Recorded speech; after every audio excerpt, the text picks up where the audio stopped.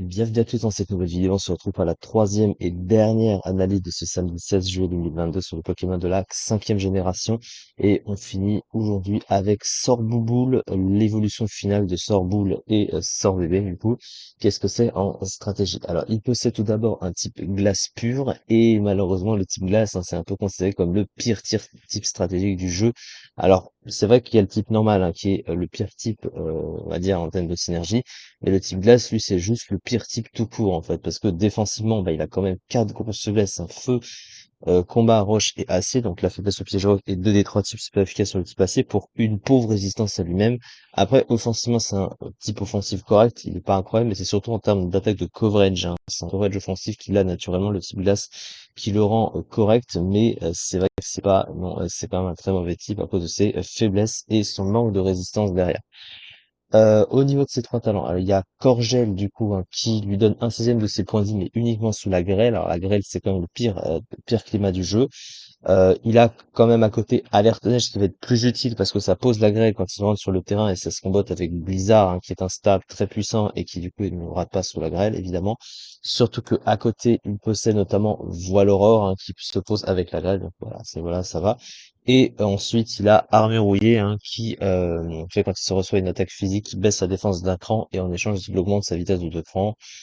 Bon, c'est pas forcément très adapté avec un Pokémon fragile, avec un Pokémon glace, hein, qui va prendre beaucoup de dégâts sur beaucoup d'attaques très courantes. Donc, du coup, il va avoir un peu de mal à s'en servir. Après, c'est vrai que c'est par rapport à sa vitesse, c'est bien géré, c'est utile, mais bon, tu préfères que ce soit plus adapté. Alors, en l'occurrence, Alerte Neige sera plus adapté que ça pour ce Pokémon. Au niveau de ses stats, alors, sa meilleure stat, c'est 110 d'attaque spéciale, qui est correct, mais comparé à d'autres, voilà, c'est la même chose, hein, c'est pas extrêmement ouf. Son bulk, il est passable, mais sans plus, hein, 71 en PV, 85 défense, 85 SPDF, il y a une SPDF qui passe. C'est pas extraordinaire, mais voilà. Et à côté, bon, 95 en attaque, il s'en sert pas vraiment, mais c'est pas une mauvaise stat.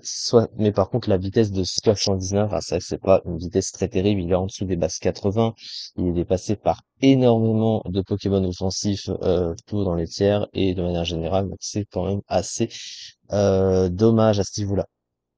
Son move pool, du coup, bah, son move pool, dans l'ensemble, il est quand même très restreint. Alors, il possède offensivement des attaques glace à fond fusion, ça y a pas de problème.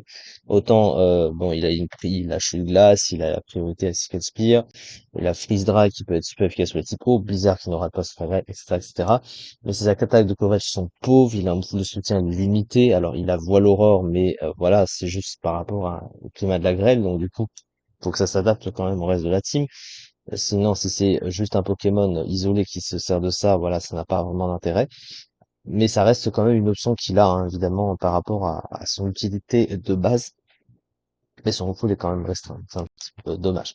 Alors, une bonne attaque spéciale, son talent Alerte Neige qui donne 100% de précision à son stab Blizzard, un type glace bon offensivement, mais mauvais défensivement, lui faisant perdre 25% sur les pièges de roc en entrant sur le terrain, et un full offensif très limité, une vitesse légèrement trop basse, l'empêchant de dépasser les bases 80 du tir. Et du coup, le Pokémon se classe à la 46e place seulement du PU le mois dernier avec seulement 4,7%, à peine 5%. Bon, il est bas classé ce Pokémon, il n'est pas vraiment très haut dans les tiers et il n'y a pas vraiment de débat. C'est ça en tout cas du coup déjà pour cette vidéo et on se retrouve à présent demain pour les analyses suivantes sur les Pokémon de la cinquième génération bien sûr. Merci beaucoup de m'avoir suivi et à très vite pour la suite.